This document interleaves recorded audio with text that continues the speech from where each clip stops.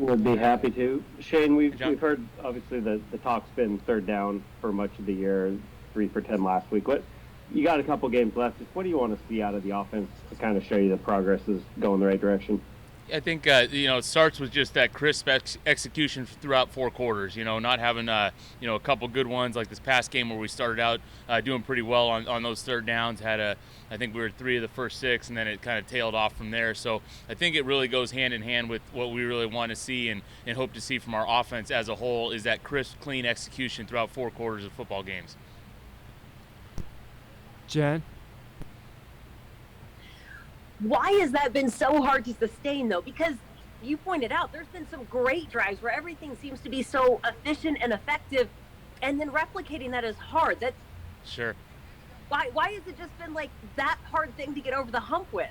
Yeah, it definitely has, and I hope it's not in that mental block aspect, but there does feel, I know we've struggled with, a good amount of 3 and outs throughout the course of the year, and then also done really well with the amount of, those 25-yard plus plays throughout the course of the year. And so it's been really that feast or famine, and really like going back to the third down question, just really trying to find that consistency and then executing with great fundamentals throughout 4 quarters, and really that should lead us to more consistent drives throughout the course of games. Does that go to something that Tyler Lockett said earlier today about how if you look at previous seasons of the Seahawks, that was just finding ways to win down the stretch that made the difference? Is some of that mental block on third down of just finding ways to get it done together? Yeah, I think, looking forward to it, the thing, especially going back to this past game, just finding that ability to finish, whatever way it takes, however we've got to find out a way in those 4th quarters where we know, hey, we can't have penalties, we got to eliminate negative plays, and then at the end of the day, just finding that way to win and finding that way to stay ahead and hold on to that lead and finish the game the right way. Bob? Yeah, Shane, I guess sticking with third downs, but the last third down where Russell took the sack, what was sort of your view of that play, I guess, and what was supposed to happen there? Yeah, I think, you take some of the times where he's extended plays, you've had some of these tremendous throws. I go back to, I know it wasn't a third down, but that first San Francisco game where he's able to spin out of a pressure right there and make a tremendous touchdown throw to Freddie Swain. And then obviously in this past one there, you go to 1 to DK, 2 to Gerald, and 3 to DJ. Didn't feel like he had a chance to get those, and he's trying to extend the play. So just having that feel, in those different bad weather games where, hey, when's the play over, and if the play is over, and had a feel for, he has a feel for making that extended play, that impressive play off schedule. Just having that sense, and it's a tough thing because there's sometimes those are some of the best plays we've had all season, or when we're working off schedule, when we're looking to find something. But in certain situations, knowing, hey, when the play is over, all right, let's go ahead and take the field goal from where we're at. And hey, it's a balancing act, and Russ has been the best in the world for a lot of years at creating those things off schedule. So I think part of it also is just finding those things happening in the right way in those 4th quarter scenarios, which we haven't been able to do, obviously, this past game.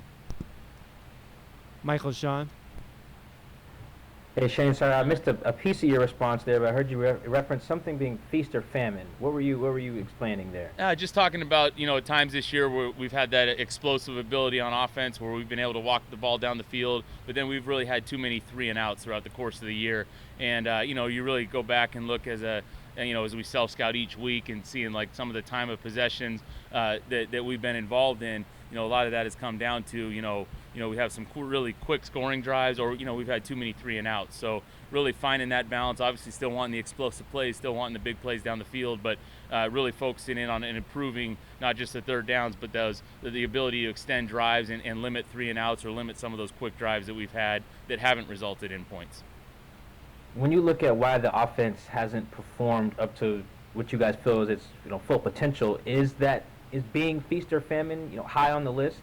Yeah, I think it's part of it. It's part of it where we want to be able to have a little bit more consistency, not have negative plays that knock us out of a drive, and really just be able to have those good positive drives throughout the course of all 4 quarters of the game.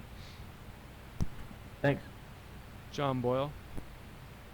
Shay, we've seen Rashad Penny have a couple big games the last 3 weeks. Just What is his style, the big play, kind of that combination being physical, but also the big play ability we've seen? Just what has he brought to your offense lately? Yeah, it's I'm so happy for him. He's put in so much hard work, and I know he's had a hard road on his road back from different injuries and different things that have happened to him. And he's just stayed the course and done such a great job working hard out on the practice field, and it's finally paying off for him with the results on the field. And I think with his style, he's able to get in, and he's 230 pounds, so he can run with that physicality. But on top of that, he's able to really accelerate through that second level of the defense, and that showed up a couple times. He had a couple of the 25 and then the 33-yard runs where he's able to get onto that linebacker, onto that second level of the defense, and then accelerate through and then really create that 5, 6, 7-yard run into an explosive run right there. So it's been exciting to see, and he's done a great job with it. And then one other, Gerald Everett, we've seen I think he's been 60-plus yards the last couple of weeks. Mm-hmm. Is he starting to look at kind of what you expect him to be in this offense, kind of the way you want to?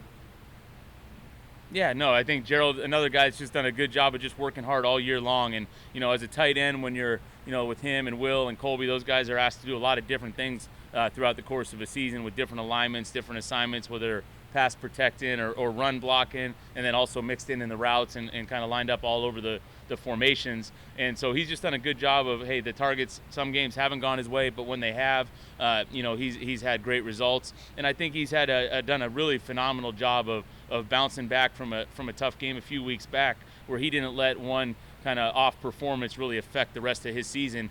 He went the opposite way. He worked even harder, looks even better in practice, and the results have been on the field. Michael, Sean. Hey, Shane, it seems like Russ has had kind of an extended stretch where he just kind of hasn't looked like himself. Some of that even dates back to some of those games against the Rams last year. I think the first one and even the wild card, and now that extends to some of his post-finger surgery performance. But what have you seen maybe since he's come back from the finger injury that suggests that 2022 Russell is going to look a lot more like the guy we saw for like 10 years? I just think the way he works, the way he approaches it, his day in and day out attitude, the results haven't been exactly what he wants or what any of us have wanted over the course of this season, and there's been different reasons why those things have happened. But I just think, at the end, hard work pays off, and he's all about hard work. He's all about doing everything the right way all the time. So his day in, day out preparation, there's no choice for him but for it to lead to keep getting better and better and improving as this season finishes and rolling into the offseason with that positive feel. Thanks. Anything else, guys? All right, thank you, Coach. All right, see you guys.